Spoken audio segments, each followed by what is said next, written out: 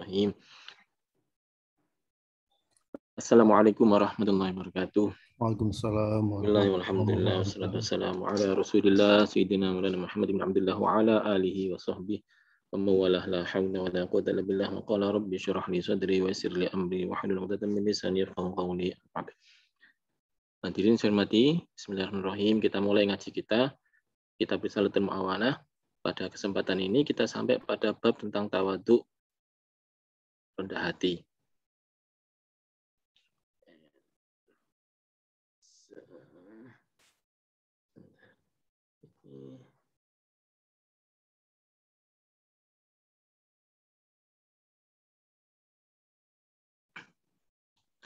Ya, dalam kitab ini kita diajarkan tentang konstruksi Islam dalam hal akhlak itu bagaimana memperbaikinya, membuat jadi karakter yang bagus. Cuman masalahnya karena besar, jadi kita nggak langsung sekali jadi dalam waktu berapa menit, tapi kita berulang-ulang, berkelanjutan sampai kita bisa mengetahui semua karakter kita supaya dibetulkan, supaya bisa niru Rasulullah, niru Kanjeng Nabi. Itu sangat-sangat dibutuhkan. Karena itu ya mohon bersabar, kita ngaji ya setiap kali ini selalu memperbaiki. Mana yang perlu diperbaiki lagi, begitu seterusnya. Itu kita iringi doa, mudah-mudahan yang kita lakukan ini senantiasa diridhai oleh Allah Subhanahu wa taala, menjadikan kita jadi orang-orang yang baik. Ala hadina wa ala kulli niyatin shalihah wa ila hadrat Nabi Sayyidina Muhammadin sallallahu alaihi wasallam wa ala alihi wa ashabihi azwaji wa dzurriyyatihi thumma ila ruhil habib Abdullah bin Alawi al-Haddad wa ila hadrat Habib Zainal Abdin Aid Sayyidina wa abaina wa al-Fatihah. A'udzu billahi minasyaitonir rajim. Bismillahirrahmanirrahim. Alhamdulillahirabbil alamin. Ar-Rahmanir-Rahim. Maliki yaumiddin. Iyyaka na'budu wa iyyaka nasta'in. Ihdinas siratal mustaqim. Siratal ladzina an'amta 'alaihim ghairil maghdubi 'alaihim waladdallin. Amin. Bismillahirrahmanirrahim. Ya. Pada kesempatan yang lalu kita sudah membahas tentang bagaimana pentingnya memberikan penghargaan kepada orang lain supaya kita bisa menghormat kepada kaum muslimin, kaum muslimat dan semua orang. Kalau kita bisa menghormati, menghargai, hubungannya juga kita pun dihargai, dan itu memang seharusnya karena kita menghargai orang lain itu berikutnya juga kita menghargai makhluknya Allah Subhanahu wa taala. Apalagi kalau yang dihargai itu ternyata memang pernah tua dalam hal ilmu, misalnya dia tinggi atau memang di karena ulama, usulaha, orang syurafa, orang-orang mulia, orang-orang lebih tua, itu memang harus dihormati. Bukan karena kita menghamba, tidak. Apalagi kepada para ulama. Kita mencium tangan itu hakikatnya adalah suatu ekspresi penghormatan kepada mereka. Bisa jadi di suatu kali, suatu tempat mungkin tidak dengan cara salaman. Kalau kita tahu di negara lain, negara Jepang misalnya, itu salaman tuh nggak terlalu menghormat. Yang menghormat itu membungkukkan badan. Membungkukkan badan sampai meh rukuk gitu. Itu menghormat orang kayak gitu. Ekspresi penghormatan bisa bermacam-macam. Nah, dalam hal ini kita belajar ya, ada yang salim, ada yang salimnya sampai diwolak-walik. Itu dalam rangka ekspresi penghormatan. Di India megangi kaki misalnya, apa? Jongkok terus kakinya dipegang. Ada yang sampai mencium dengkul, lutut misalnya, dan seterusnya. Itu adalah ekspresi penghormatan. Yang pasti kepada ahlul ilmi atau para ulama, atau sulaha, orang-orang baik yang berjasa, kontribusinya besar, itu adalah orang yang harus lebih lagi dihormati. Sekali lagi ini bukan pengkultusan. Kadang-kadang kita ditakut-takuti oleh sebuah istilah ilusi yang bernama kultus, pengkultusan. Nah, ini percobaan ini. Sehingga umat Islam, khususnya bangsa Indonesia yang sudah punya budaya sangat baik menghormati orang tua, akhir-akhir ini tergerus oleh kata-kata kultus itu. Akibatnya mulai berkurang penghormatan ke orang tua, penghormatan kepada orang yang lebih dalam hal keilmuan, kebaikan, kemuliaan, dan seterusnya. Semua kadang ditembak dengan semua manusia itu sama di mata Tuhan. Ya emang semua manusia di mata Tuhan, tapi ada yang membedakan ketakwaannya itu di mata Tuhan. Dan kita sendiri sebagai manusia dipaksa juga harus mudah untuk bisa menghormati orang lain. Para sahabat pun demikian. Sahabat dengan Ahlul Bait aja juga demikian, saling menghormati, saling memberikan ekspresi penghormatan yang lebih. Saya lanjutkan pada kesempatan ini kita sampai di bagian tawadhu. Bismillahirrahmanirrahim. Wa 'alaika bitawadhu. Fa innahu min akhlaqil mu'minin. Hendaklah kalian untuk tawadhu. rendah hati. Karena fa'innahu min akhlaqil mu'minin. Rendah hati itu adalah karakternya orang yang beriman, sikapnya orang beriman. Orang beriman tuh pasti tawadhu. Kenapa kok begitu? Karena orang beriman tuh beriman kepada Allah, yaitu percaya kepada Allah. Nah, Allah yang menciptakan segala sesuatunya. Maka tidak mungkin dia akan sombong. Di mana yang mau disombongkan? Dirinya sendiri aja tidak punya kontrol terhadap dirinya sendiri di dalam badannya sendiri. Lahiriah, batiniahnya itu dia nggak punya kontrol. Apa ada manusia yang bisa mengontrol jantungnya sendiri? Jantung berdetak lebih cepat dikit. Jantung lebih rendah dikit. Ada orang mau dilakukan vaksinasi nggak jadi. Atau mau dicabut giginya nggak jadi. Kenapa? Tekanan darahnya tinggi. Kalau emang dia punya hak, terus punya kekuasaan untuk bisa menurunkan tekanan itu, kan tinggal ngomong aja kepada jantungnya itu, kepada darahnya itu. Tekanannya turun ya. Ternyata tidak punya manusia. Apalagi kalau saya mengontrol kematiannya. Nggak mungkin bisa.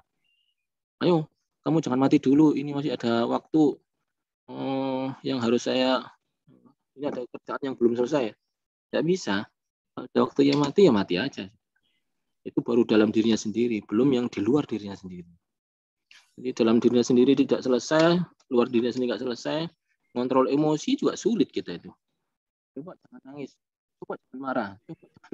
Itu sulit karena memang semuanya itu di luar jangkauan manusia. Allah Subhanahu wa taala. Maka yang disombongkan apa? Begitu. Wa iyyaka, hati-hati jangan sampai watakabur jadi orang yang sombong. Jangan sampai keluar kesombongan itu. Diekspresikan dalam bentuk apapun nggak boleh. Apalagi masih di dalam hati. Ditutup lagi, tutup lagi. Karena itulah apapun ekspresi yang menunjukkan kesombongan lalu ditolak oleh para ulama, para sahabat, semuanya tidak suka dengan ekspresi kesombongan itu. Pada zaman ini misalnya ada orang yang mengkerik ya, mengkerik itu apa namanya, mengekspresikannya dengan bahasa tubuh. Enggak boleh. Pada zaman dulu, zaman Rasulullah itu saat kain itu sukar dicari atau karena mahalnya tekstil, waktu itu orang mengekspresikan kesombongan dengan memanjangkan kainnya sampai menutupi mata, bukan menutupi mata kaki aja, malah sampai lebar sampai di lantai. Itu menunjukkan bahwa dia punya kain banyak, yang berarti dia itu kaya raya. Pengen menunjukkan kesombongannya, kekayaannya, meremehkan orang lain. Nah, oleh Rasulullah dilarang, nggak boleh. Suruh meninggikan dikit. Tapi kalau misalnya ceritanya sahabat Abu Bakar beda lagi. Kalau saya bagaimana Rasulullah? Ini kayaknya lembre dikit ini. Di bawah sampai bawah. Oh, kamu nggak apa-apa karena kamu nggak sombong. Memang substansinya bukan pada masalah kainnya, bukan pada masalah panjangnya, tapi masalah kesombongan sikapnya. Jadi kalau nggak sombong, nggak apa-apa. Karena itu yang dibahas oleh orang saat ini seringkali keliru. Bukan substansi sikap rendah hati tidak sombong itu, tapi justru malah kainnya. Ini yang repot ini. Orang sekarang bilangnya adalah gagal fokus atau gagal paham. Kenapa gagal fokus? Karena fokusnya mestinya kepada sikap, jangan sampai sombong, tapi ternyata jatuhnya ke pakaian. Justru malah dibalik, pakaiannya dibagus-baguskan, dikira di memperkan dengan religius, tapi artinya malah menyombongkan diri sebagai orang yang lebih baik daripada orang lain, orang yang paling dekat surga dan seterusnya. Itu malah kebalik, substansi yang nggak dapat, malah bertentangan, tapi yang difokuskan adalah pada ekspresinya. Baik hadirin yang saya muliakan, awalnya sih ketemunya dari iblis ini. Iblis itu saat itu disuruh untuk sujud kepada Nabi Adam. Dari segi status sudah jelas. Allah SWT memerintahkan seluruh makhluk untuk sujud kepada Nabi Adam. Allah Ta'ala juga sudah melakukan fit and proper test bahwa Nabi Adam layak disujudi, sujud penghormatan ya. Bahwa ketika ini ja'ilun fil ardi khalifah, Allah Ta'ala mengumumkan seperti itu, saya tuh mau bikin khalifah di muka bumi ini. Malaikat pun memberi opini, qalu adja'alu fiha may yufsidu fiha wa yasfiku dima. Apa enggak kami aja? Itu kalau manusia kan bahaya, nanti ada makhluk lain yang dulu pernah juga melakukan kerusakan di muka bumi. Sedangkan kami wa nahnu nusabbihu wa nuqaddisu lak. Kalau kami kan sering, kami sikapnya kan selalu bertasbih kepada engkau ya Allah. Ini malaikat memberikan opini. Oh, ini a'lamu wa la ta'lamun. Allah Ta'ala memberitahu bahwa kamu nggak tahu, saya lebih tahu rencana yang besar ini bagus sekali. Nah, Semua sudah dikasih tahu juga tentang kehebatan Nabi Adam, ambi'um bi asma'i haula'i dan seterusnya. Nabi Adam disuruh menyebutkan semua komponen di muka bumi ini, unsur-unsur apa disebutkan semua. Manfaat-manfaatnya, hakikatnya dijelaskan oleh Nabi Adam alaihissalam. Para malaikat tidak bisa menyebutkan. Di sinilah nampak bahwa sudah tidak sekedar diperintah lagi sujud Nabi Adam, tapi juga diberi bukti-bukti tentang kehebatan Nabi Adam. Tapi tetap aja Iblis tidak bersedia. Nabi Adam nggak kurang kemuliaannya meskipun Iblis nggak bersedia. Tapi Iblis ada masalah. Ditanya kenapa kok nggak mau sujud? Malaikat sudah sujud sih. Karena Iblis merasa lebih baik daripada Nabi Adam. Yaitu kalimatnya minhu. Saya lebih baik daripada dia. Nah, sikap inilah yang hari ini kita coba kikis. Dan usahakan kikis sampai habis. Jangan sampai kita punya karakter-karakter yang seperti iblis, yaitu karakter sombong, tinggi hati. Nah, kita mulai. Wa iya kalau takabur, jangan sampai sombong. Fa innallaha la yuhibbul mutakabbirin. Karena sungguh Allah itu nggak suka orang yang sombong. Ibadah yang banyak itu ternyata bisa terbuang sia-sia kalau dia sombong. Ya karena iblis itu sangat banyak ibadahnya. Kalau kita ngejek iblis itu sesungguhnya ya sajane nggak pantas sebetulnya. Karena ibadahnya iblis ya beribu-ribu tahun dia menjadi gurunya malaikat. Dan ibadahnya luar biasa banyak. Berarti kalau kita mau menghina iblis itu ya sering nggak pantas, sangat nggak pantas sebetulnya. Ya karena itu kita cuma nggak usah doakan jelek kepada iblis. Kita oleh Tuhan terhadap setan atau iblis itu cuma diperintah paling disuruh berlindung aja. Mohon supaya dilindungi. A'udzubillahi minasyaitonirrajim. Ya Allah, saya berlindung kepada Engkau. Saya berlindung dari setan yang terkutuk. Ya, hanya berlindung aja. Nggak sampai ya Allah matikanlah iblis, nggak usah gitu. Itu karena kita secara fisik nggak berhubungan langsung atau nggak ada kaitannya. Ya, justru malah karakter iblis itu yang berbahaya, yang menular kepada manusia. Itu mengatakan kamu nggak suka. La yuhibbul mutakabbirin. Nggak suka orang dengan orang yang sombong. Wa man tawaddu'a rafa'ahu Allah. Orang yang tawaddu, rendah hati, itu justru diangkat derajatnya oleh Allah. Wa man takabbara rafa'ahu Allah. Dan orang yang sombong justru malah dijatuhkan derajatnya oleh Allah. Jadi mana-mana kalau kita berada di suatu komunitas, kemudian kita dengan rendah hati bisa menerima pendapat orang, menghargai siapapun, itu biasanya derajatnya akan tinggi. Bukan malah diejek, enggak. Orang yang mau merendahkan dirinya sehingga bersedia melakukan, mungkin bagi bapak orang itu berat, karena dia melayani orang itu kayaknya berat kan. Tapi kalau dia melakukannya dengan tulus ikhlas, benar orang lain akan menghargainya, maka akan diberikan apresiasi, maka derajatnya jadi naik. Karena itulah siapapun yang rendah hati itu justru malah ditinggikan, bukan direndahkan oleh sekitarnya, ditinggikan oleh sekitarnya. Dan sebaliknya orang yang menyombongkan diri, sok menonjolkan dirinya, biasanya takabaro itu bikin orang lain jadi enak. Saking enaknya, orang lain suka meremehkan dia, maka semakin jatuhlah dia. Dan itu waktu Allah merendahkannya. Oleh Rasulullah SAW bersabda, la yadkhul jannata man kana fi qalbihi mithqalu dzarratin min kibrin. Ini bahaya ketiga. Bahaya pertama tadi adalah tidak disukai Tuhan, itu bahaya pol itu. Bahaya kedua adalah derajatnya dijatuhkan kalau sombong. Bahaya yang ketiga adalah dijamin nggak bisa masuk surga. Ini problem ini. Padahal orang masuk surga itu kan sebetulnya syaratnya gampang. Kita sudah punya kunci surga. Miftahul jannah, la ilaha illallah. Nah, kuncinya surga itu adalah ikrar kita tidak ada Tuhan selain Allah. Tapi kok sampai ada yang terhalang dari surga ini? Ya karena ikrarnya tadi terganggu. Tidak ada Tuhan selain Allah, ternyata ada. Bagi dia ada, yaitu dirinya. Luar biasa hebat. Karena itu di sini diberi batasan. La yadkhul jannah, enggak akan masuk surga, maka nafi qalbihi, orang yang di dalam hatinya misqalu dzarratin min kibrin, terselip kesombongan meskipun sebesar darah. Darah ini berkali-kali dibahas ini, beda daerah beda makna ini. Darah itu kecil sekali. Teman-teman saya suka memaknai sebagai biji sawi. Sebesar biji sawi, itu kecil sekali. Teman-teman saya yang saintek rata-rata mengamalkan dengan atom. Miskol beratnya darotin atom. Wah, kecil sekali. Teman saya yang lain ada yang pakai istilah semut budak. Ya, apapun yang penting kecil sekali. Silakan dimaknai yang kecil sekali. Maka kalau kecil aja sudah mengakibatkan orang itu terhalang dari surga, apalagi besar. Maka kalau bisa setiap kali kita keluar sedikit aja tanda-tanda kesombongan, cepat-cepat dicabut tanda-tanda itu.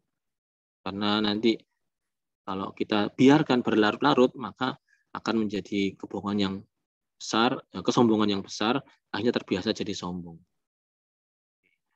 Mungkin pernah dengar ya, paksa, bisa, biasa, budaya.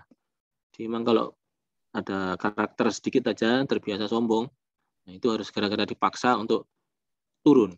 Jangan tinggi-tinggi, turun-turun, paksa. Nanti kalau udah dipaksa jadi bisa. Bisa jadi biasa. Kalau udah jadi biasa, jadi budaya. Maka budaya rendah hati. Kalau begini, mungkin tadinya mustahil, karena sudah jadi karakter seringkali itu. Apapun berada masih menyombongkan diri. Kayaknya mustahil berubah. Bisa. Jadi dengan cara tadi paksa supaya turun, kemudian ya itu bisa biasa dari budaya. Bisa apapun itu, jorok misalnya ya dipaksa jadi rajin, jadi bersihin. Bisa biasa jadi budaya. Baik, jangan sampai ada kesombongan sedikit pun dalam hati kita. Wa qaula alaihi salam, Rasulullah bersabda juga, al-kibru batarul haq, yaitu raddahu. Rasulullah memberikan definisi, gini ini sombong nggak sih? Gini nggak sombong nggak? Ya, sombong itu karakternya batarul haq, mesti melawan kebenaran, menentang yang hak. HP apa kon? Mau apa kamu? Itu sudah dikasih tahu yang benar begini, malah jawabnya, kamu mau apa kalau saya mau begini? Oh, berarti dia menghalalkan yang tadinya haram, yang tadinya dilarang, ya berarti itu tidak hak. Sesuatu yang hak, malah dia melawan. Batrul hak. Yakni roddahu menolaknya. Wagomtun nas dan meremehkan orang, yakni al-ihtiqah bihim, yaitu menghina orang lain. Kalau begitu, gabungan dari dua ini, sombongan itu melawan kebenaran, menentang kebenaran, dan meremehkan, merendahkan orang lain. Manakala muncul itu, segera kita istighfari. Pada saat iblis diperintah untuk sujud pada Nabi Adam, iblis menolak. Jawabannya iblis adalah, ana khairum minhu khalaqtani min nar wa khalaqtahu min tin. Saya nggak mau sujud. Oh, dia menentang, sujud diperintah kok. Jadi sujudnya zaman Nabi Adam itu adalah sujud untuk penghormatan atau takdim. Karena itu kalau di sini misalnya ada orang yang melakukan hal itu, tapi kita sudah nggak boleh penghormatan dalam bentuk sujud itu. Tapi kalau seandainya ada yang untuk ekspresinya berbeda, kita mungkin hormatnya cukup dengan menangkap tangan misalnya, itu hormat misalnya. Enggak masalah. Kita kadang sampai sungkem, enggak apa-apa, enggak masalah. Nanti kalau zaman Nabi Adam sampai sujud itu diperbolehkan, malah diperintahkan ini. Nah, kalau sekarang hanya sekedar mencium, jadi ya apapun lah, mencium tangannya itu ya jauh daripada syirik, enggak ada hubungannya itu. Sujud aja dulu diperintahkan kok. Yang penting jangan sujud aja kalau sampai sekarang ini ya. Kalau merundukkan badan tetap orang yang kita sayangi, kita hormati. Saya dulu pernah ada yang cerita mencium sesuatu itu termasuk bagian dari syirik. Kok iso loh? Bayi itu kita cium tangannya, kita cium ubun-ubunnya, bahkan pantatnya kita cium bayi itu. Saking senengnya. Ya enggak syirik lah. Ngapain cium bayi kok syirik? Siapapun yang kita sukai biasanya ekspresinya begitu. Jadi, sekali lagi ekspresi kesombongan ini akan biasanya nampak dari bahasa tubuh juga. Yakni ujung-ujungnya batrul haq wa ghamtun nas. Menentang kebenaran dan merendahkan orang lain. Iblis juga demikian. Dia menentang kebenaran disuruh sujud dan merendahkan Nabi Adam karena terbuat dari. Nah, terbuat darinya itu dimasalahkan oleh iblis. Karena itu bagi kita, ya mohon maaf ini ya, seorang dosen kepada mahasiswa itu sama. Khalaqtani min dosen wa khalaqtahu min mahasiswa. Nah, sudah itu sama, itu mirip. Dosen maha benar misalnya begitu. Guru terhadap murid maha benar guru. Itu juga termasuk kesombongan. Gak gelem salah sedikit pun, gak gelem disalahkan sedikit pun. Sama orang tua kepada anak. Kalau sombong ya termasuk seperti karakternya iblis dan itu terhalang ke surga. Kadang-kadang seorang ayah merasa sombong daripada lebih lebih mulia menganggap dirinya anak khairum minhu terhadap anaknya. Ibu juga begitu, kadang-kadang punya karakter sombong ini keluar. Eman, sayang. Kenapa? Ibu sudah demikian banyak amalannya, tapi dia kadang-kadang terselip kesombongan. Apa? Kamu tuh anakku, kamu cuma sekedar sekedar. Jadi anak itu diremeh-remehkan, direndah-rendahkan. Ibu karena merasa berjasa ditinggi-tinggikan. Sudah dikasih tahu yang benar sama anaknya begini. Anaknya dipaksa-paksa. Itu namanya gomtunas, batorul hak. Mirip. Jadi mohon maaf ini ya, karakter sombong ini nyenggol siapapun ini. Bisa. Probabilitasnya sama-sama tinggi, terutama untuk orang yang punya kelebihan sedikit dalam satu hal. Tapi tiap orang kan memang punya kelebihan. Iya, dalam satu hal dia kelebihan, dalam satu hal yang lain dia kekurangan. Ya Allah Ta'ala berkenan melebihkan seseorang dalam suatu hal, itu biasanya juga diiringi mengurangi suatu hal yang lain dari orang itu. Jadi bisa aja kita dalam satu hal itu hebat, tapi dalam hal lain nggak ngerti. Dulu saya dan kawan-kawan saya sama dosen pernah ikut sesuatu, katakanlah ya pelajaran lah, training atau workshop begitu. Sama yang ngajari itu diajak-ajak. Gini aja nggak bisa, gini diajak-ajak. Aku kenapa nggak pinter-pinter, nggak ngerti-ngerti. Ya kita semua jadi, ya itu kan bidangmu Pak. Coba belajar komputer nang aku. Ya, karena bukan bidangnya dia. Jadi memang kalau bukan bidangnya dia, itu sulit emang, bukan bidangnya. Ya belajar terus, nggak usah dihina. Ini yang sering terjadi guru kepada murid. Gini saya nggak ngerti kamu itu, wah kamu itu memang bodoh banget. Kamu itu suka penghinaan kepada muridnya. Ya harusnya kan diterangkan gitu aja. Kalau nggak bisa, ya harusnya dia introspeksi cara nerangkannya itu yang salah, tidak efektif. Demikian pula dosen terhadap mahasiswanya ya harusnya dia juga punya rendah hati, nggak boleh menyombongkan diri. Sama aja ini mohon maaf nih ya, ustadz atau kiai terhadap santrinya, nggak boleh sombong, itu nggak boleh. Kalau nggak termasuk tadi terhalang. Jadi yang banyak juga terhadap suami nih, istri selalu merasa benar kan. Gimana perempuan itu selalu merasa benar. Kalau sampai dia salah, yang salah mesti yang laki. Ini hati-hati ini. Ini karakter seperti itu harus dibetulkan.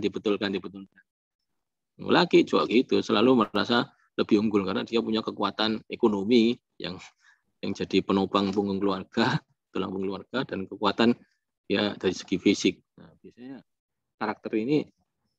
karakter sombong ini jadi mudah karena pada suami. Karena itu banyak suami yang menyombongi istrinya.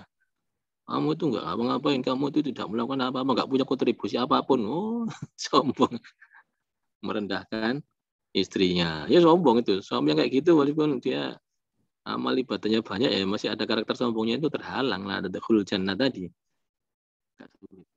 Ya bisa dibetulkan, nggak usah susah-susah, nggak usah sedih kalau memang ada itu di dalam diri kita, mari kita betulkan. Ya, sebaliknya istri juga begitu, kadang-kadang sangat sombong terhadap suaminya, sok merasa lebih baik. Nah siapapun yang sok merasa lebih baik seperti iblis tadi, itu harus dibetulkan. Mari kita reparasi, kita istilahnya direvisi apa yang ada di dalam karakter kita yang keliru. Ya sama lah di dalam ruangan ini pun, ya ini kalau mau dicoba ya, ada nggak di dalam ruangan ini, walaupun ruangannya ini ruangan virtual, ada nggak di dalam ruangan ini orang-orang yang lebih baik daripada kita? Ada nggak? Teman ngakoni nggak? Ada. Itu lebih baik daripada kita itu. Ya, itu biasa itu. Coba satu lagi pertanyaannya. Di dalam ruangan ini ada nggak yang lebih buruk daripada kita? Sampean aja lah. Ada nggak yang lebih buruk daripada sampean? Ada Pak, banyak. Wah, lagi banyak. Muni ada aja keliru itu. Iya, bilang ada aja keliru. Itu berarti kan sama lebih baik. Kalau bilang ada orang lebih buruk, berarti kan sama lebih baik. Lebih baik itu keliru sudah. Apalagi bilang banyak, waduh tambah keliru lagi. Ya sing bener gimana? Ya saya ini Pak satu-satunya yang belum baik. Saya ini masih menuju baik. Gimana lagi? Saya belajar ini. Ya mohon pada Allah supaya jadi baik. Orang-orang itu ya sudah baik. Saya ini yang belum baik. Orang kayak gitu selamat. Seorang guru kepada muridnya, muridnya nilainya jelek, dapat nilai jelek, nggak lulus misalnya, ya seorang guru harusnya ya maaf ya, nak, mahasiswaku, muridku, maaf ya, saya kayaknya tidak cukup pintar untuk mengajari kamu.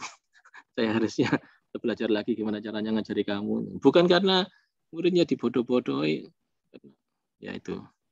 Bukan dengan cara justru membodoh-bodohkan muridnya dan mendengar, semua orang yang saya ajari pasti bisa. Tapi aneh kamu itu nggak bisa. Wah, ini mulai bibit-bibit menuju ke situ itu keluar. Seharusnya jadi rendah hatinya itu ya bisa diperbaiki, sama aja. Jika suami ke istri juga begitu. Ya maaf mas, memang saya ini belum baik, kalau kamu sudah baik. Jadi maaf ya, saya yang belum baik, saya yang belum baik, kamu itu sudah baik sekali. Jadi saling merendahkan diri akan membawa kepada ketenangan, kebaikan, dan efeknya dicintai. Enggak suka orang yang sombong. Ayo himbul. Baik, kita lanjutkan. Takabur dan tawadhu ini gimana bedakannya?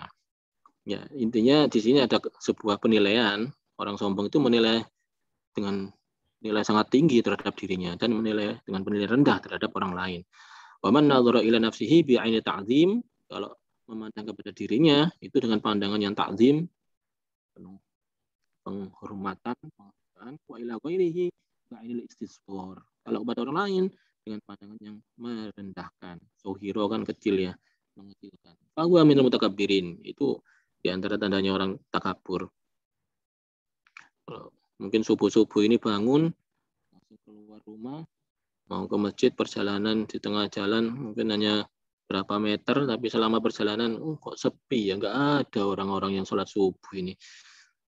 Sekampung itu cuma saya yang sholat subuh ini. Waduh, orang-orang itu memang parah, orang-orang itu. Saya ini satu-satunya orang, itu. Masjid dibangun, ini kalau nggak saya yang bangun, siapa gini? Itu Bapak tahu nggak Mas? Ini memang agak ribet ini, karena berhubungan dengan pengakuan. Mungkin kita bisa di awal-awal, tapi agak sulit juga, kadang jebol juga. Mungkin di dekat rumah kita ada masjid dibangun misalnya. Gimana caranya nyumbang? Yes, diem-dieman. Pak, ini ada semen 100 sak itu taruh di pojok itu, Pak. Nah, itu dari Bapak? Iya. Itu yang pakai ya, tapi jangan usah bilang-bilang ya. Ya, nggak usah bilang-bilang. Ya, mesti ada hampir dari hamba Allah sudah. Tapi mungkin dapat berapa hari, 2-3 hari, seminggu, datangin orang.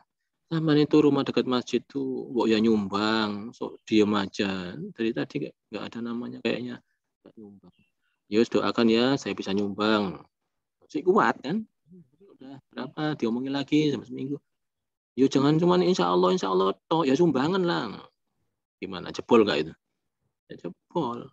Gini loh Mas, tuh yang di pojok itu ada 100 sakmen tuh, itu coba ditanya dari siapa itu? Dari saya. Tuh jebol. Kan sulit gitu itu. Warek itu sok pinter itu, saya itu yang ngajari dulu. Saya ajari ya bodoh anak itu. Sulit itu. Memang sulit. Tapi tetap kita usahakan. Kalau bisa. Nah, sampai kapan kita berusaha tuh ya terus saja berusaha. Allah yang nentukan kok. Memang kayaknya sulit, tapi kalau Allah mengendaki ya kayaknya aja sulit ya. Tapi kalau kita bermaksud, kita matur kepada Allah juga, jadi dimudahkan. Walil mutawadhi'ina wal mustakbirina amaratun tamayyazu ba'duhum an ba'din. Orang tawadhu dan orang takabur, itu ada amaratnya, tanda-tandanya. Tapi itu yang membedakan, memayizkan orang yang bisa membedakan kiri dan kanan ya, memayyiz itu baru bisa ini imami misalnya. Mumayyiz. Tamayazu ini membedakan. Ba'dhum an ba'din, orang yang sombong dan orang yang tawadhu. Ya, Allahul khabisa minat thayyib. Allah Ta'ala berkenan membedakan kotoran dengan jadi kotoran dan thayyib itu bersih ya. Atau malah harum itu dibedakan oleh Tuhan. Alhamdulillah bisa beda. Telur dengan kotoran ayam itu beda. Bisa dibedakan. Nah, kita lihat coba apa aja bedanya. Famin amarati tawaddu, orang yang tawaddu itu tanda-tandanya diantaranya hubbul humul. Itu senangannya itu tidak terkenal. senangannya di belakang layar. Bakar ya syahroh. Dan sebaliknya dia nggak suka kalau diterkenalkan. Nggak suka terkenal. Terus aku nang budaya, penting jalan semuanya jalan. Nah, sebaliknya berarti yang sukanya karena cahronya itu yang diambil kerja enggak, tapi pencitraan toh. Nah, itu wis tandanya yang enggak tawadhu. Kalau tawadhu itu mesti ya tidak suka, namanya tidak suka itu ya kadang ya masyhur. Ya termasyhur, terkenal, tapi dia enggak menyintai keterkenalan itu. Sehingga orientasinya bukan pada menterkenalkan dirinya. Bukan. Orientasinya itu pada substansi pekerjaannya. Soal efeknya jadi terkenal itu bukan karena saya itu. Ya. Tidak ada orientasi menuju penterkenalan. Ini agak sulit. Hari ini yang dicari adalah subscriber. Di mana-mana yang walaupun tujuannya bukan untuk kesombongan, tapi tujuannya untuk pekerjaan. Ya, silakan disesuaikan. Apakah betul kita ini dalam rangka menyombongkan diri itu? Hubbul humul, lebih suka di belakang layar. Lebih suka hidden. Peranannya nggak terlalu diperhatikan. Ya Bapak lah yang membimbing saya, sekarang saya jadi orang besar begini. Oh, kamu sendiri itu yang hebat, kamu. Saya itu ngapain, cuma dampingi aja. Jadi mereka lebih suka humul. Hidden. Tampil termasyhur. Yang kedua, qubul hakimi manja'abih, menerima kebenaran. Bersedia dia menerima kebenaran dari siapapun. Min syarifin awadi'in. Baik yang ngomong itu orang yang penting maupun orang yang jelantah. Jelantah. Orang yang tidak penting. Bukan orang yang berkedudukan. Ya. Kebenaran dari siapapun itu didengar. Kamu tuh siapa berani ngasih tahu saya? Wah, ini berarti sudah mulai ini tidak qabul hak ini. Tidak bisa menerima kebenaran. Padahal kita diharuskan untuk bisa menerima kebenaran dari siapapun. Wa minha mahabbatul fuqara, yang ketika orang itu suka terhadap fuqara wal masakin. Jadi dengan fakir miskin itu tidak jijik dia. Ngobrol dengan siapapun itu bisa. Tidak mesti ngobrolnya harus pilih-pilih dengan orang yang punya kedudukan tinggi. Nah, kalau kita sudah punya rasa seperti ini, nggak apa-apa. Ngomong sama itu ada beda yang nggak terus risih. Aman berarti, sudah tahu itu. Pemukhalidatuhum, mujalasatuhum, baik ketika bergaul maupun ketika mujalasah, ketika ada forum. Nah, kalau sehari-hari maupun pergaulan yang bersifat formal, itu tetap jalan. Nggak apa-apa, kumpul sama orang yang fukoro. Tapi malah sebaliknya ya, orang fukoro itu kalau berdoa itu mujarab. Nah, karena mujarab itu, maka membaikinya itu akan menguntungkan. Yaitu ketika dia dibaiki, disodakoi misalnya, ditolong misalnya, itu akan dengan sendirinya mulutnya itu bunyi. Oh, terima kasih ya Pak, saya doakan Bapak sehat walafiat, kan bunyi. Membunyikan mulutnya fukoro itu gampang, yaitu dengan kita baiki, kita bergaul dengan baik, kalau bisa memberi pertolongan. Ya, kalau sudah bunyi kayak gitu tuh nggak usah disuruh, itu nanti mendoakan yang nyaman, yang enak bagi kita, dan doanya itu mustajab. Sampai kapan? Biasanya sampai baterainya habis. Kalau baterainya habis, nanti dikasih lagi bantuan, dikasih lagi kebaikan, oh, itu bunyi lagi doanya itu. Dan begini seterusnya. Ya, fuqara itu dengan mudahnya mendoakan orang yang memberikan kebaikan. Kita tidak sedang mengambil keuntungannya, tapi kita sedang mengetes hati kita. Tapi masalah nggak ketika, wah, saya itu nggak pantas duduk sama dia. Mereka itu fuqara, orang fakir, orang miskin. Nggak pantas saya duduk di situ, bukan kelas saya. Nah, ini hati-hati. Ayo dibetulin lagi. Memang ini hanya sekedar tanda, tapi tanda ini menjurus kepada substansi ketawaduan atau kesombongan. Kalau misalnya kita berhasil memberesi tawadhu itu, ya ini akan beres juga. Karena itu tadi tanda ini akan bisa menunjukkan kondisi kita seberapa. Sebaiknya juga tandanya diberesi, yaitu gak risih untuk bergaul dengan siapapun. Minha, yang keempat, kamalul kami bihukmil ikhwan. Dia serius dalam menjalankan haknya orang lain, tidak melanggar haknya orang lain. Itu tanah wong ojo digarap. Ini dalani kampung, jangan ditutupi. Kadang-kadang memakai badan jalan untuk parkir mobilnya. Diingatkan, mau apa kamu? Wah, ini melanggar haknya orang tapi dia nyombong. Nah ini berarti bagian-bagian dari tidak tawadhu. Nah kalau tawadhu itu dia perhatikan betul ini haknya orang jangan sampai terlanggar. Tapi orangnya orang miskin kok, gak peduli orang miskin. Orangnya itu bukan orang yang pejabat, kok orang biasa itu. Oh sama aja siapapun haknya itu sebagai manusia harus dipenuhi. Kita nggak boleh melanggarnya. Ini jangan dikasih nilai E ya, soalnya di anaknya pejabat tinggi, anak jenderal ini. Nggak bisa begitu. Kalau ini kasih E nggak apa-apa sih, dia anaknya orang biasa. Wow, ini berarti hukukil ikhwannya itu masih ada. Berarti kama lil qiyami bi hukukil ikhwani. Nah, dia betul-betul menjalankan amanat, memenuhi haknya orang lain. Siapapun dia, hasbul imkan sebisa mungkin. Ma syukrin angqama minhum bihaqqihi wa azrum man qasara. Ada tambah karakter yang bagus ini, yaitu dia ma'asyuka beserta syukur. Artinya dia gampang mengapresiasi mangqama minhum di antara mereka yang baik, yang menjalankan haknya, bihaqqihi wa azaro atau wa udrin man qasara, dan toleransi orang yang kurang dalam menjalankan tugasnya. Jadi gampang mengapresiasi orang yang memberikan haknya kepada dia dan gampang mentoleransi orang yang kurang dalam menunaikan haknya kepada dia. Gampangnya kepada siapapun zona dia nyaman. Kepada orang yang mudah melakukan kebaikan dia mengapresiasi, ya terima kasih ya matur nuwun. Kenapa kok ada begini? Iya, soalnya beberapa orang itu sulit untuk matur nuwun. Sulit untuk berterima kasih. Sombongannya luar biasa. Ya sudah hak saya itu. Kamu itu siapa? Kok pakai perlu diterima kasih? Oh, itu lagi-lagi tidak tawadhu. Nah, supaya kita nggak begitu, mudah-mudahlah memberikan terima kasih. Habis naik becak, turun dari becak, ya terima kasih. Habis naik angkot, naik bis, ya terima kasih. Nggak apa-apa kan? Kamu terima kasih kepada sopir itu. Makasih ya Pak. Ya, sama-sama. Berarti dia mudah menerima kasih. Meskipun kepada itu berarti aman tawaduknya itu. Terima kasih dok. Oke, dokter kan derajatnya mungkin tinggi ya. Tapi kalau ada tukang habis selesai, terima kasih ya Pak. Apa yang terima kasih itu tukang aja. Lu nggak bisa begitu. Setiap manusia belum tentu juga derajatnya itu lebih tinggi atau lebih rendah. Siapapun haknya manusia kita terima kasih. Apalagi itu kalau orang-orang yang memang betul-betul menjalankan tugasnya, memberikan effortnya yang luar biasa, harus terima kasih. Nah, bagaimana dengan orang yang tidak menjalankan tugasnya? Agak merugikan dia, kurang dalam menunaikan tugasnya. Dikasih dispensasi, dikasih toleransi. Ya, nggak apa-apa, nggak apa. Kadang-kadang itu nggak begitu. Anda tahu siapa saya? Saya kok ditaruh di kursi paling belakang.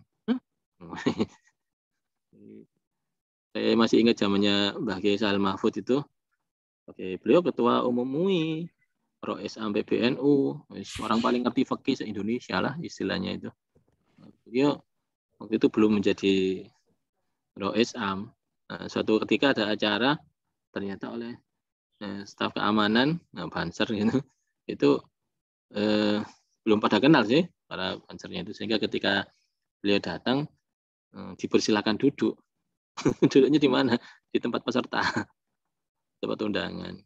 Nah, betul beliau jadi pembicaranya, justru yang punya acara beliau. Nah, sampai acara itu nggak dimulai, sudah lama tapi nggak dimulai-mulai. Panitia bingung, kenapa ya? Mana ya Sahal kok belum hadir ya? Tanya sini, tanya sana. Orangnya itu perawakatnya itu tinggi, kurus, tapi diceritakan dia. Oh tadi ada di situ orangnya duduk di mana? Di situ. Ternyata duduk di belakang. Baru tahu. Namanya yang teman-teman panitia ini nggak kenal sama beliau. Terus persilakan ke depan, akhirnya mulailah acara. Ya, tanya gitu ya. Tadi saya diperintah duduk di sini ya duduk. Patutnya beliau ya dengan nurut aja ditaruh oleh panitia duduk di belakang. Ini mungkin agak berat terjadinya kalau itu kepada kita. Beliau orang yang sangat tawadhu. Nah, kita nggak tahu kalau saya itu pangkat-pangkatnya disebutkan semua. Derajatnya disebutkan semua. Saya taruh di belakang. Wah, ini mulai ada. Kalau ini nggak apa-apa, dia sedang menjalankan tugasnya. Dan demikian ini adalah tanda tanya. Amarat. Yang berikutnya adalah tentang yang takabur. Min amarat takabur. Mahabbatut tasaddur fil majalisi wal mahafil. Ya, suka dia itu tampil sebagai yang nomor satu, sebagai yang terdepan dalam setiap majelis wal mahafil, baik dalam pertemuan maupun dalam suatu organisasi, dalam satu forum, dalam pergaulan maupun dalam forum, ya sukanya tampil sebagai yang Nah, ini agak beda pendapat kalau kita dalam kondisi apa ya tertentu itu, wah rusak ini kalau nggak saya arahkan, karena memang kondisinya banyak arogan ini ngomongnya ngalor ngidul, maka saya pimpin. Ini seringkali terjadi ini. Rapat sudah tadi jam 9 harusnya mulai, ini sampai jam 11 masih belum juga mulai, orang masih ngomong ngalor ngidul ya. Harus ada yang segera mengambil kepemimpinan. Kepemimpinan itu dia mengarahkan ini menjadi jalan dengan baik. Bukan itu ini. Ini adalah karakter hatinya itu kepingin show of force sebagai orang yang nomor satu di situ, sehingga dia meremehkan yang lain. Saya pernah mengalami kejadian disuruh memimpin sebuah diskusi, tapi saya nggak memimpin, bukan memimpin ya, menilai sebuah diskusi. Ya saya sebut aja lah ketika LPDP gitu ya. Itu teman-teman diminta untuk group discussion, tapi nggak ada pimpinannya. LGD ya. Leaderless group discussion. Diskusi sendiri gitu. Ternyata beberapa orang tertentu itu kepingin menguasai forum. Jadi teman-temannya mau ngomong itu dipotong semua. Si A baru mau mangap dikit, potong lagi. Si B mau ngasih pendapat, dipotong lagi. Si C mau ngasih pendapat, belum selesai, udah dibantah. Jadi orang ini ternyata kepingin tampil yang terdepan. Ya mungkin itu kalau isinya baik sih mungkin nggak terlalu masalah ya. Nah, isinya itu nggak baik. Artinya nggak ada ide yang signifikan dari dia. Nah, akhirnya bikin nek juga yang lain. Oh, orang ini ada krisis dalam dirinya, sehingga dia kepingin tampil untuk bisa menonjol. Nah, yang demikian akhirnya menjadikan dia nilainya sangat-sangat rendah dan nggak disukai oleh orang-orang yang ahli psikologi. Ini bahaya ini ke depan. Ya, itu akhirnya nilainya jatuh. Tapi orang lain juga merasakan hal yang sama, tidak menilai jatuh, tapi enak tadi itu. Oh, kalau misalnya ini ada harganya gimana itu isinya yang diomongkan, substansinya. Tadi kan nggak ada isinya yang diomongkan. Sebenarnya sama aja. Kenapa? Karena dia nggak bisa menghargai orang lain. Setiap orang ngomong dipotong, orang ngomong dipotong. Menghargai pendapat orang itu penting. Bisa aja dari pendapat dia itu orang lain itu muncul suatu berlian. Bisa aja. Kita cuma nggak tahu, bisa jadi mereka dari orang yang tidak terlalu mungkin dipikirnya signifikan, ada pendapat yang sangat berharga. Karena dalam satu masalah itu peninjauannya bisa beragam. Udah sering dikatakan cerita tentang Nabi Khidir dan Nabi Musa. Dari secara syariat luar biasa Nabi Musa, tapi kan ada cara pandang yang berbeda. Ketika kapal itu dirusak oleh Nabi Khidir, Nabi Musa tentu saja protes. Dan kita tidak boleh menyalahkan Nabi Musa. Karena Nabi Musa itu dengan ilmu syariat yang dipunyai, itu memang mengesahkan, bahkan mengharuskan. Nabi Musa tidak boleh tinggal diam. Ada orang yang arogan merusak-rusak kapal itu. Ya, tapi Nabi Khidir nggak boleh disalahkan juga. Beliau merusak itu karena ada tujuan. Dan tujuan itu justru menolong pemilik kapal. Soalnya di pojok sana ada penguasa Syah Bandar yang suka merampas-rampas kapal yang bagus. Kapalnya di situ dibikin rusak supaya nampak tidak bagus sehingga Syah Bandarnya nggak mau merampasnya. Ini pertolongan yang luar biasa. Cuma memang cara pandangnya berbeda. Maka bisa jadi orang lain yang kita ajak musyawarah itu adalah orang yang punya pandangan yang berbeda sehingga bisa diam. Sekali lagi motong-motong pembicaraan orang dan untuk menonjol-nonjolkan dirinya itu bahaya karena termasuk bagian dari bibit-bibit takabur. Yang kedua, takabur ma'al akron. Ya, selalu di antara komunitas dia merasa paling top sehingga orang lain diremehkan. Akhirnya seperti tadi meremehkan orang lain. Wa tazkiyatun nafsi wa sana'u 'alaihi, yaitu merasa sok suci dirinya. Zakiat, jangan mensucikan ya. Ini diri nafsunya itu merasa sok suci, sok suci. Wa sana'u 'alaihi, dan merasa paling dipuji, paling harus terpuji. Sehingga kalau nggak dipuji sedikit aja meriang. Orang yang gila pujian dan gila sok merasa suci, sok merasa surga sendiri, orang lain tidak ada yang mulia. Nah, itu model juga dari takabur. Mungkin dia pertanyaan-pertanyaannya ya mengarah kepada kalau saya ini ya mesti surga lah. Surga tingkat berapa saya ini? Jadi nggak ada rasa tawaduknya kepada Allah Subhanahu wa taala. Wasana alaihi, dan merasa harus puji. Pujian-pujian itu dialamatkan pada dirinya. Padahal aslinya pujian itu milik Allah Subhanahu wa taala. Orang tawaduk itu nggak suka dipuji. Pujian itu miliknya Allah taala. Walaupun lisannya bilang oh iya makasih karena mengapresiasi yang memuji, tapi akan mengkoneksikan pujian orang itu kepada Allah taala. Bukan saya itu Allah taala yang menghendaki. Satu fil kalami, Getabrus omongannya banyak sekali. Fatabajuh bil aba wal ikhtial, membangga-banggakan kakek leluhur-leluhurnya. Kamu tahu orang tua saya, kamu tahu kakek saya, leluhur saya. Selalu dibanggakan oleh orang tuanya. Sok membanggakan itu bagian dari sifat takabur. Wal ikhtiali, khayal, bikin cerita-cerita imajinatif untuk membesar-besarkan dirinya. Berikutnya tanda lainnya tadakhur fil masyiyah, gaya dalam berjalan atau kita sering sebut sebagai bahasa tubuh. Bahasa tubuh ini masing-masing daerah itu menunjukkan kekhasan. Tapi orang pasti tahu ini bahasa tubuhnya orang sombong. Di dalam forum, di dalam kelas, dalam pergaulan sehari-hari, di rumah, itu bisa menunjukkan bahasa tubuhnya orang sombong dan bahasa tubuhnya orang tawaduk itu pasti berbeda. Mungkin di suatu daerah caranya menunjukkan agak berbeda dengan daerah yang lain. Tapi kita bisa melihatnya. Ini kalau ada foto, misalnya orang foto bersama, ini yang sombong nampak sekali, ingin meremehkan orang lain. Ya nggak mau misalnya gabung dengan teman-temannya. Soknya itu kerasa. Maka masya dalam berjalan pun bahasa tubuh seseorang, body language ya, itu nampak. Bogaga-bogaga, tangannya diangkat-angkat. Saya pernah dengar cerita zaman dulu ada orang naik bis, tangannya itu dikeluarkan dari jendela. Zaman dulu bisnya kan bukaan semua ya, AC, angin cendelo. Jendelanya dibuka, tangannya dikeluarkan. Itu dimarahi sama supir itu, sama kondektur. Masukkan anggota itu, nggak boleh keluar anggota dari bis. Nggak mau dia keluar. Nggak tahu gimana ceritanya di situ ada Gus Dur. Beliau langsung didekati orang itu. Dan orang itu memang profilnya nampak seperti pendekar. Jadi memang kayaknya layak untuk sombong kayaknya. Tetap enggak ada peraturan. Kalau Gus Dur dibisi, Mas, itu tangannya dimasukkan, jangan keluar gitu. Nanti kalau kena yang listrik, kasihan yang listriknya bisa patah nanti. Oh ya, langsung dimasukkan tangannya. Oh, jadi harus diakui dulu kehebatannya, baru nanti dia nurut.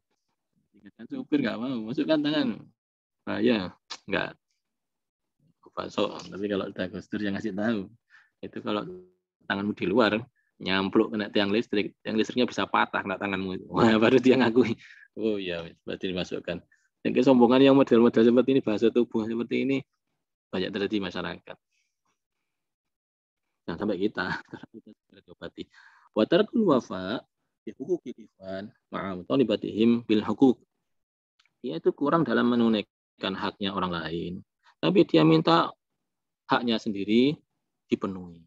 Yang demikian banyak terjadi, termasuk dalam bekerja. Dalam hal bayaran, nggak mau dia terkurangi sedikit pun, terpotong sedikit pun, nggak suka. Apalagi terlambat sedikit pun, nggak suka. Tepat waktu, tepat jumlah. Tapi kalau dia menunaikan, nggak mau untuk tepat. Jumlahnya disuruh 10, dia cuma bikin 7. Kenapa nggak 10? Wah, setuju aja. Berarti dia menunaikan Nah, kalau matolibutuhum walibatihim bil hukuki, kalau minta haknya, wah itu mati-matian. Jadi harus terpenuhi semuanya. Sombong. Dia merasa harus memang dipenuhi haknya, orang lain tidak perlu dipenuhi haknya. Sombong seperti ini tanda-tanda kesombongan ya. Ini sikap seperti itu sebagai tanda kesombongan. Kalau begitu tanda-tanda ini harus kita kikis juga. Jangan sampai terjadi kesombongan seperti ini. Ibaratnya sakit memang batuk ya, Pak. Itu ada sumbernya. Oke, sumbernya kita obati, tapi batuknya sendiri harus diturunkan. Panas ya diredakan panasnya, tapi bahwa antibiotik untuk mematikan si sumber dari panasnya itu juga harus diobati. Tapi kita juga harus segera menghentikan sifat-sifat ini dari diri kita. Yang terutama adalah kita jangan pernah mengingat-ingat kesalahan orang. Setiap kali ingat itu segera ditutup, diistighfari, dimintakan maaf kepada Allah Subhanahu wa taala. Kalau sampai ingat keburukan orang, cepat-cepat langsung diistighfari. Astagfirullahaladzim. Karena dengan mudah mengingat keburukan, katakanlah mengingat keburukan istri misalnya, itu gampang sekali untuk gesekan. Sehingga langsung meninggi. Begitu pula istri, gampang mengingat kejelekan suami, maka gampang sekali meninggi. Tapi kalau sebaliknya tidak punya ingat terhadap kejelekan istri, tapi suami, maka akan merendah. Dengan merendah itu akhirnya sama-sama saling nyaman. Demikian pula terhadap anak. Mungkin anak ada kesalahan di masa lalu, tapi dengan menyebut-nyebut sering itu jadi ketegangan. Orang tua yang menyombongkan dirinya sebagai orang yang lebih mulia daripada anak, itu sama aja dengan orang yang sombong. Karena iblis itu menunjukkan kalimat ana khairum minhu, saya lebih baik daripada dia. Karena itu jangan sampai ada orang tua merasa lebih baik daripada anak. Jangan sampai ada guru merasa lebih baik daripada murid. Jangan sampai ada merasa lebih baik daripada istri. Dan sebaliknya, jangan ada istri yang merasa lebih baik daripada suami. Nah, biasanya rasa lebih baik itu muncul ketika kita mengingat-ingat jeleknya orang lain. Nah, karena itu begitu ingat jeleknya itu segera diobati. Ini juga nyaman ini akhirnya. Nggak mungkin ngerasani gibah. Kenapa kok begitu? Ngerasani, nggak sempat. Kejelekannya aja kita lupa, nggak ngerti jelekannya itu apa. Yang ingat kebaikannya. Nah, orang ingat kejelekannya itu biasanya mau melakukan kebaikan batal gara-gara iling-elai. Udah mau ngasih, pas mau ngasih tiba-tiba ingat dia pernah bohong pada dirinya. Dia pernah menghina dirinya. Wah, batal. Gak. Aku iling deh. Itu bahayanya. Jadi setiap kebaikan ini masuk sodako kadang-kadang tercancel oleh sebuah memori tentang kejelekan orang itu. Nah, ini yang repot. Kalau kita ingat kebaikannya, mungkin ketika itu lagi marahi, jangan terlalu gini lah marahnya. Masa nggak ingat dia itu dulu yang menolong kamu itu ya dia waktu itu. Wah, ingat kebaikannya. Maka suatu kemaksiatan kadang tercancel dengan mudah karena ada sebuah memori kebaikan dari orang tersebut. Jadi yang saya hormati, memori dijaga supaya tetap dalam kondisi memori-memori yang baik saja. Yang buruk-buruk segera kita singkirkan.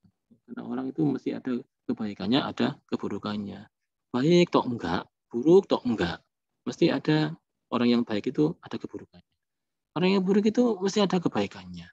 Nah, ini yang diperintahkan agama ini supaya hati kita sebagai sebuah tempat penyimpanan, storage, kalau kita bilang kulkas ya, kulkas. Yang kita isi yang bagus-bagus saja. Tahu gak apa bagus. Tapi kalau sampah, jangan sekali-kali dimasukkan dalam kulkas. Ya iyalah itu kulkas Anda sendiri, boleh aja diisi apapun. Tapi nggak pantas. Nggak pantasnya itu juga nanti akan merusak benda-benda yang lain di dalam kulkas itu. Di dalam hati kita ini pun demikian. Kalau sampai kemasukan benda-benda yang tidak pantas, benda yang busuk, itu akan merusak diri kita. Karena itu model-model seperti Nabi Adam alaihissalam yang justru malah menghalau kesalahan orang lain sehingga kesalahan atau kekurangan itu ditimbangkan pada beliau sehingga gampang, nyaman. Nabi Adam ketika makan buah khuldi itu beliau langsung ikrar, ya Allah yang salah ini saya. Jadi beliau nggak mau nyalakan istrinya, nggak mau nyalakan iblis. Rabbana dzolamna anfusana. Ya Allah yang salah ini saya, diri saya ya Allah. Karena itu ampunilah saya ya Allah. Kami ampuni ya Allah. Kalau nggak diampuni rugi nih, ini saya yang salah ya. Berbeda dengan karakternya iblis. Akibat dari sombongnya itu, begitu dia dikeluarkan dari surga, yang disalahkan siapa coba? Nabi Adam yang disalahkan. Gara-gara kamu ini saya keluar dari surga. Akhirnya dia ngancam, kelak sampai anak turunmu kuda supaya masuk neraka juga bersama saya. Nah itu yang ruwetnya di situ ya. Ya mohon maaf ini di rumah pun demikian. Kalau disetel seperti Nabi Adam enak ini. Ya apa? Ya yang salah itu saya ini dek. Ya mas yang salah itu saya. Engkau nggak salah, kamu nggak salah. Yang salah ini saya. Kamu sudah baik. Saya yang belum baik. Saya mau perbaiki diri saya dulu. Nah yang kayak gini mengakibatkan kerukunan. Rukun satu sama lain. Demikian pula terhadap anak. Wah, maaf ya, dulu nggak memberikan ini, bapakmu ini nggak memberikan fasilitas yang cukup sehingga kamu bisa melakukan yang salah itu bapakmu ini. Sama ibumu juga. Saya ibumu nggak bisa menunaikan tugas dengan sempurna dulu nggak. Ini akhirnya nggak nyalahkan kepada anak. Yang umumkan nggak. Kamu itu, saya ini kurang apa jadi orang tua? Sampai kayak gitu. Berarti kan merasa dia sudah sempurna perfect sebagai orang tua. Anaknya itu yang emang bodoh, emang salah, emang malas, emang itu. Diarahkan ke sana. Rusak akhirnya hubungan orang tua dengan anak. Padahal orang tua tidak boleh rusak hubungan dengan anak. Karena orang tua itu sumber dari keriduan Allah terhadap anak. Kalau sampai orang tuanya tidak ridho kepada anaknya, Allah pun tidak ridho kepada anak itu. Kasihan anak itu jadi orang yang tidak punya ridho dari Tuhannya. Artinya jauh dari rahmatnya. Ini sampai orang tua marah kepada anaknya. Sama aja seperti mengundang kemarahan Tuhan kepada anak itu. Ridhollah fi ridhol walidain wa suhtullah fi suhtil walidain. Ridhonya Allah itu tergantung ridhonya orang tua. Dan murkanya Allah tergantung murkanya orang tua. Nah kalau begitu harus tetap disetel, tetap meridhoi. Nah orang tua yang sombong pasti akan sulit meridhoi anaknya. Kurang aja anaknya itu. Tapi orang tua yang tawadhu mesti akan sangat menghargai anaknya. Sangat memuliakan anaknya sehingga senang terhadap anaknya, maka berarti mengundang senangnya Allah kepada anak itu. Beruntung anak itu. Saya itu kadang kasihan kepada seseorang yang cobaan hidupnya adalah tidak mudah mendapatkan ridhonya orang tua. Nah, kita sendiri sebagai orang tua juga harus bisa menyetel ridho ini supaya gampang meridhoi anak. Tidak boleh jadi orang tua yang arogan, yang sombong. Termasuk sebagai suami, tidak boleh menjadi suami yang arogan. Istri pun tidak boleh menjadi istri yang arogan terhadap suaminya. Kalau merasa paling baik dia, sehingga suaminya itu tempatnya kesalahan, nah itu bagian dari takabur tadi. Aku ini yang terbaik, aku yang paling baik, aku ini, kamu tempatnya salah. Nah ini nggak modelnya Nabi Adam. Nabi Adam itu introspeksi diri. Kalau ada nilai sampai jelek, yang disalahkan dirinya sendiri. Ya maaf ya mahasiswa, saya ternyata ngajarnya kurang bisa menggunakan strategi pembelajaran yang baik, kurang efektif, sehingga kalian tidak paham. Saya akan berusaha memperbaiki diri saya sendiri, supaya nanti pembelajaran jadi makin baik. Dan ketika mahasiswa belum paham, diperbaiki dengan cara itu, kemudian dia mengubah strateginya, maka dia jadi paham. Kalau sudah jadi paham, sama-sama nyaman. Karena kita dengan memiliki prestasi memahamkan orang itu ada kebanggaan tersendiri dalam diri, ada kepuasan tersendiri dalam diri kita. Itu manusiawi seseorang itu kalau sudah memberikan effortnya dan sukses itu ada timbul rasa bahagia. Nah orang itu sendiri, mahasiswa itu sendiri, anak itu sendiri juga akhirnya merasa dihormati. Sehingga karena merasa dihargai, dia akhirnya berkembang. Sesuatu yang disyukuri, dihargai itu akan berkembang. Berkembang, akhirnya jadilah tercapai yang diinginkan kedua belah pihak. Nah, saya kira ini yang penting perlu kita camkan, mohon untuk tidak gampang mengingat kesalahan orang lain. Kita sendiri ada satu wirid namanya la haula wala quwata illa billah. Saya ini nggak bisa apa-apa, yang bisa itu Allah. Saya ini nggak bisa apa-apa, yang bisa Allah. Saya ini nggak bisa apa-apa, yang bisa Allah. Selalu begitu. Kita perbanyak wirid la haula wala quwata illa billah. Insya Allah akan jauh dari kesombongan ini. Kalau yang sombong tadi kan merasa itu aku semuanya aku. Tapi kalau kita bisa belokkan semuanya, bawain dari Allah, la haula wala quwata illa billah, maka itu akan disetir oleh Allah, diatur oleh Allah sedemikian hingga menjadi baik. Kita matur kepada Allah, mohon kalau ada kesalahan ya langsung mohon kepada Allah agar dimaafkan sekaligus diobati, semoga lekas sembuh dari karakter yang buruk ini. Dan hari ini kita bisa menyelesaikan karakter tawaduk ini sehingga betul-betul sembuh dari karakter sombong menjadi pribadi insan yang tawaduk, yang rendah hati kepada siapapun. Rendah hati kepada istri, dan rendah hati kepada anak, rendah hati kepada teman, rendah hati kepada atasan. Kita sebagai atasan juga rendah hati kepada bawahan, selalu rendah hati kepada siapapun sebagai karakter seorang muslim. Demikian kita akhiri dengan berdoa. Bismillahirrahmanirrahim. Alhamdulillahirabbil alamin. Allahumma shalli wa sallim ala sayyidina Muhammad wa ala alihi wa sahbihi ajma'in. Walhamdulillahirabbil alamin. Allahumma inna nas'aluka al-'afwa wal 'afiyah wal mu'afata ad-da'imah fid din wal akhirah. Allahumma inna nas'aluka 'ilman nafi'a wa rizqan wasi'an halalan wa rizqan thayyiban wa ladan shalihan wa 'amalan taqabbala. Rabbana atina fid dunya hasanah wa fil akhirati hasanah wa qina 'adzabannar. Sallallahu alaihi sayyidina Muhammad wa ala sayyidina Muhammad. Alhamdulillahirabbil alamin. Kurang lebihnya mohon maaf. Wassalamualaikum warahmatullahi wabarakatuh. Waalaikumsalam warahmatullahi wabarakatuh. Ini kameranya nggak keluar ini, sorry. Kok bisa gitu? Kenapa? Laptopnya jaluk ganti ini. Jaluk saya ganti. Ya Pak, benar. Monggo barangkali ada yang ingin diaturkan, disampaikan. Hadirin.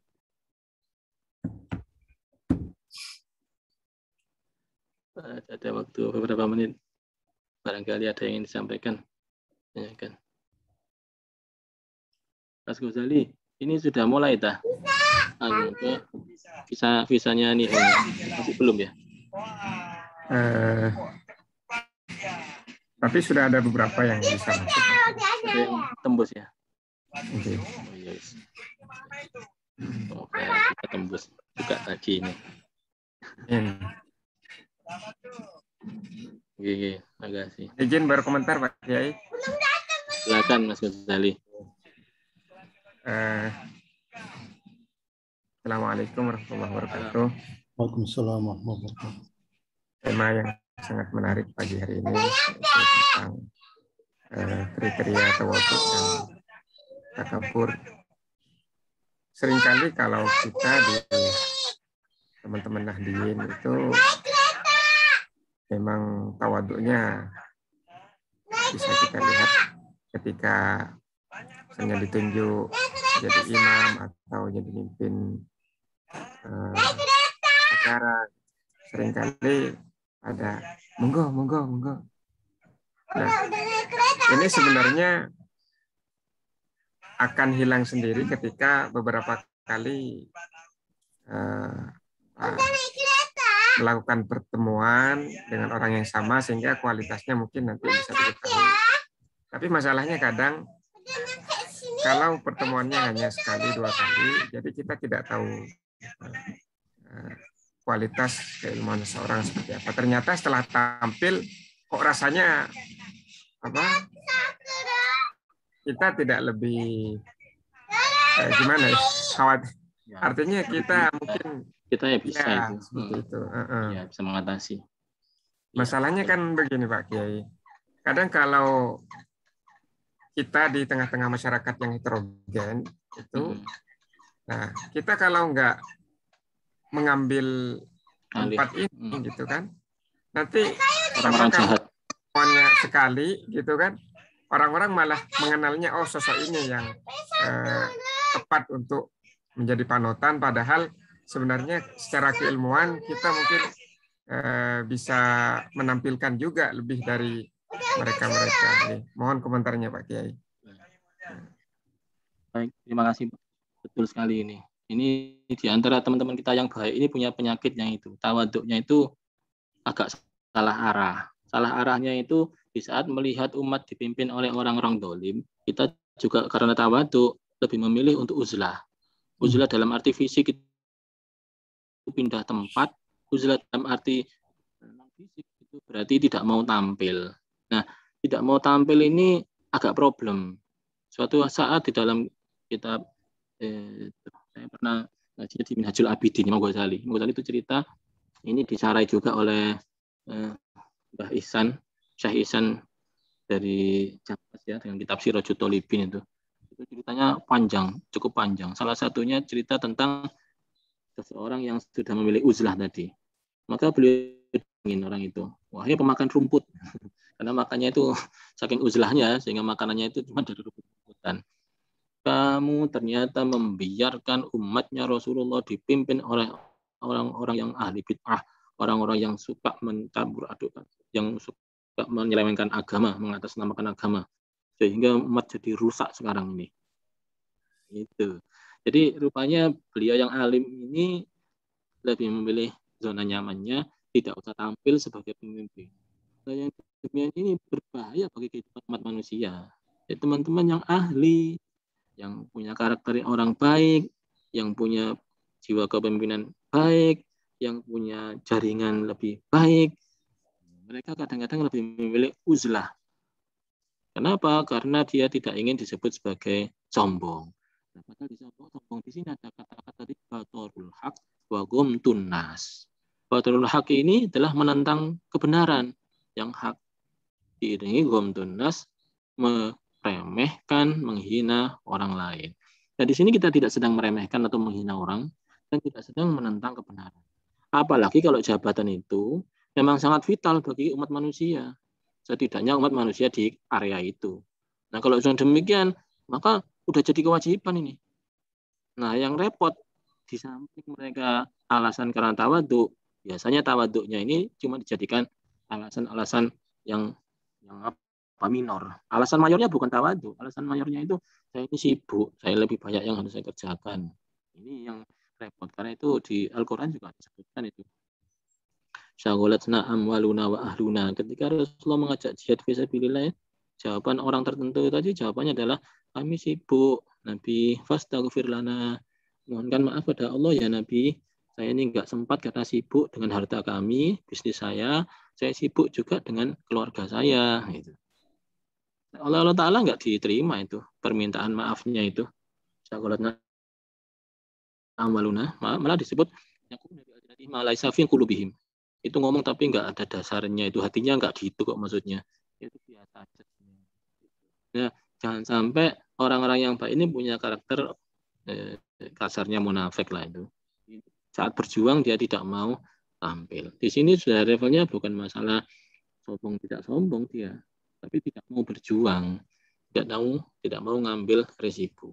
Nah, kalau mau ngambil risiko, ya itulah orang-orang yang beriman begitu. Orang beriman mau. Alladzina amanu billahi wal yaumil akhiri ayujadu la yas'dinu kalladzina la yas'dinu kalladzina amanu. Itu di surat Taubat Baroah. Orang-orang yang iman pada Allah dan hari akhir itu pasti nggak akan nolak, nggak akan minta izin kepada engkau wahai Nabi Muhammad, minta izin nggak ikut jihad. Ayujadu bi amwalihim wa anfusihim, meskipun mereka harus berinvestasi hartanya dan investasi jiwanya, yang berarti berkorban ya. Saya ngomong investasi berkorban ya. Duit itu kan kata no, ya duit, termasuk juga kenyamanan, keselamatan juga itu yang dipertaruhkan. Dan yang demikian ini orang yang betul-betul beriman, dia nggak akan mundur, nggak akan nanti minta izin kepada Nabi untuk nggak ikut jihad itu. Tapi kalau saya bilang, ayo berangkat ini jihad, kita lagi diserang ini, kita harus mempertahankan diri. Itu sahabat itu langsung bangun. Nah, ini pun terjadi di sekitar kita. Pada saat ya umat memanggil kita, itu sebenarnya Tuhan memanggil kita untuk bisa tampil. Ya, saat itu harus segera tampil. Jadi nampak jelas di sini motivasinya adalah Tuhan mewajibkan kita segera tampil. Bukan dalam rangka menyombongkan diri, menghina orang lain, bukan dalam rangka menentang kebenaran. Beda jauh. Jadi silakan tampil. Kalau bisa ya jabatan-jabatan yang kira-kira bakal jadi rusak kalau dipegang orang lain tuh ya tampil. Karena itu saya sangat menghargai teman-teman yang mencalonkan diri sebagai bupati, tapi karena memang dia merasa wah itu calon yang satunya. Tapi yang terjadi kan sekarang banyaknya sama-sama baiknya. Memang dia kepingin. Ya silakan sesuaikan dengan kondisi masing-masing. Yang pasti jangan sampai menentang kebenaran itu dan menghina orang lain. Demikian Pak Ghazali. Bisa diambil manfaat. Nun, Pak Kiai. Sama-sama. Oke.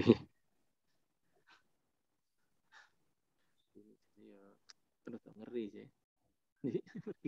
Jakarta ini mendingan zona nyaman ngajar kelas. Saya di kelas bisa ngajar dengan nyaman. Enteng nggak ada resiko. Bisa guyon biar arek-arek ya sama nih. Ini kesini nih musuh wong kayak gitu, masya Allah.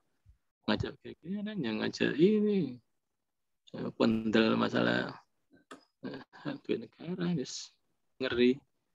Ya ini namanya jihad ya, Rasulullah memerintahkan berangkat terus ini resikonya.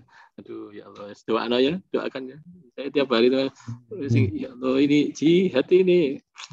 Apalagi baca surat Taubat tadi, la yas'dinukal ladzina amanu billahi wal yaumil akhir ayyujahidu bi amwali ma'anfusihim. Nek pancen wongku iman gak kira nolak diperintah oleh Nabi untuk berangkat jihad ini. Jadi, saya kira yang saya rasakan juga dirasakan oleh panjenengan sekalian di lingkungannya masing-masing maupun di kondisinya masing-masing. Nek sampean gak bangun, wah itu dirusak temen ambek wong sing tukang rusak. Apalagi kalau ada di situ asetnya negara, hartanya negara, atau haknya umat, itu bisa dirusak-rusak oleh orang-orang yang mementingkan hawa nafsunya tadi. Nah, di saat itulah momen-momen penting untuk tampil berjihad fisabilillah ini muncul.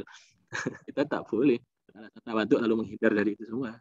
Itu bukan alasan itu tawaduk. Karena tawaduknya itu pada fungsi menghina orang lain dan menentang kebenaran. Tidak, malah sebaliknya, kita mau memuliakan orang lain dan mau menegakkan kebenaran. Menurut saya ini itu tawaduk asli itu yaitu kok mau-maunya sampai itu berada di situ. Curahan waktu, tenaga, pikiran, biaya. Demikian nilai-nilai ini mohon juga dipahami hadirin. Jangan sampai lari dari sebuah tanggung jawab umat, apalagi ini sudah berhubungan dengan penegakan kebenaran dan pemuliaan manusia. Itu. Mas Furqon ikut ini deh. Ikut jadi mentornya pejuang muda dah. Nggak ikut ya? Mic-nya nggak bunyi. Udah jalan nih beberapa hari ini. Saya suka meninjau di lapangan. Bagus anak-anak. Oke, itu aja. Masih ada hadirin yang mau sampaikan ya? Saya sedikit saja, Ustadz. Saya sedikit saja. Mbak Enda. Assalamualaikum warahmatullahi wabarakatuh. Waalaikumsalam, Mbak Enda. Saya ini selalu merasakan bahwa yang ikut saya ini sebelah ini setan, sebelah sini malaikat. Saya nggak tahu itu benar atau salah. Bagaimana caranya andai kata setan itu berkata dibungkus oleh kata-kata bagus sehingga keluarlah pujian, terus gedabrus, terus membanggakan. Nah, seperti itu yang tadi Ustadz bicarakan. Kemudian yang ikut lagi sombong, sehingga tawaduknya itu kurang. Lah itu bagaimana cara mengatasinya? Ini malaikat tuh kadang-kadang yang ada di, saya nggak tahu di belah kiri atau sebelah kanan, yang jelas di diri saya itu ada setan dan ada malaikat. Tapi kenapa setannya itu kok selalu menang gitu loh? Apakah saya kurang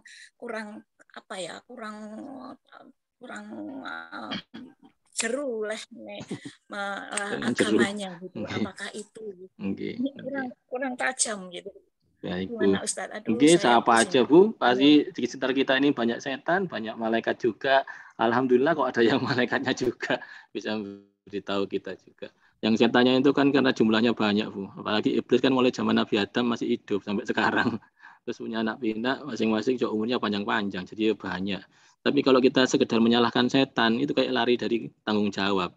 Ini setan yang salah, ya Allah, bukan saya ini. Masa gitu. Ya kitalah yang harus memperbaiki diri.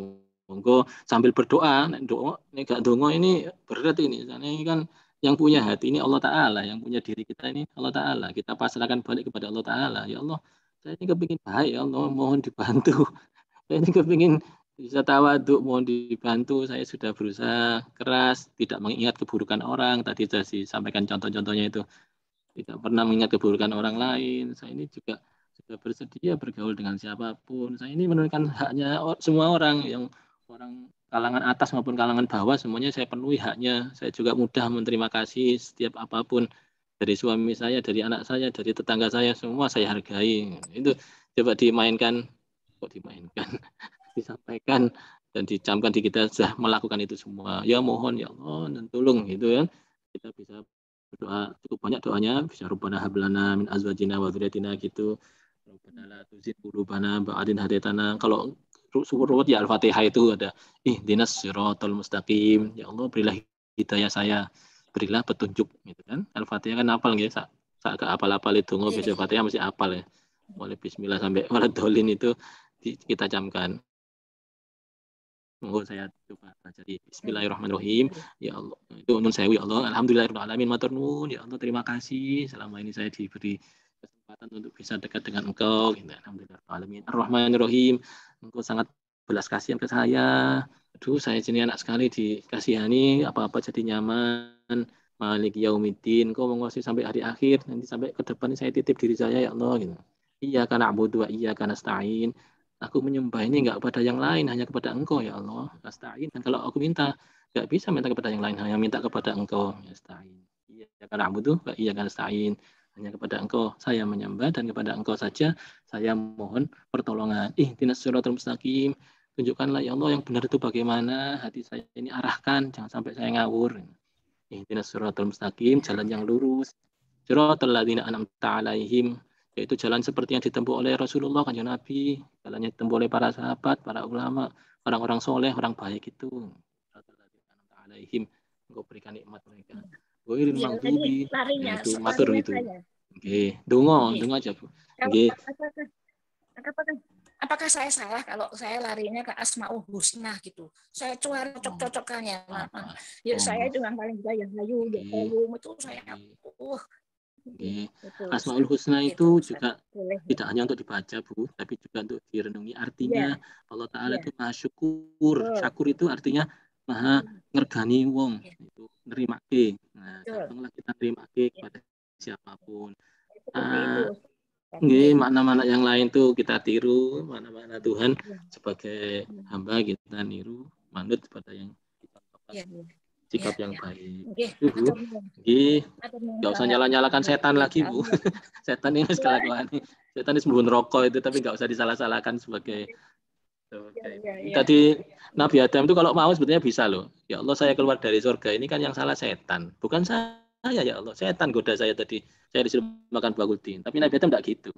Nabi Adam, ini yang salah saya ya Allah, saya mohon maaf, saya perbaiki diri saya gitu. Nabi Adam juga nggak nyalakan istrinya, walaupun yang ngajak buah kulti tadi adalah istrinya, sampai ngancam, Mas, sampai nggak makan kulti, berarti sama nggak seneng biar aku. Tapi Nabi Adam nggak kok, nggak nyalakan istrinya. Soalnya keputusan kan tetap pada diri sendiri. Gitu. Jadi nggak masalah kita nyalakan setan, Bu. Kita tanggung jawab terhadap diri kita sendiri. Oke, saya kira itu. Saya akhiri, mohon maaf kalau ada salah-salah kata. Matur nuwun Profesor. Sami-sami, parung semuanya. Ayo, Pak Hatta, Pak Agus. Alhamdulillah. Terima kasih Bapak Ibu semuanya. Pak Mas Suri. Assalamualaikum. Waalaikumsalam warahmatullahi wabarakatuh. Waalaikumsalam. Terima kasih.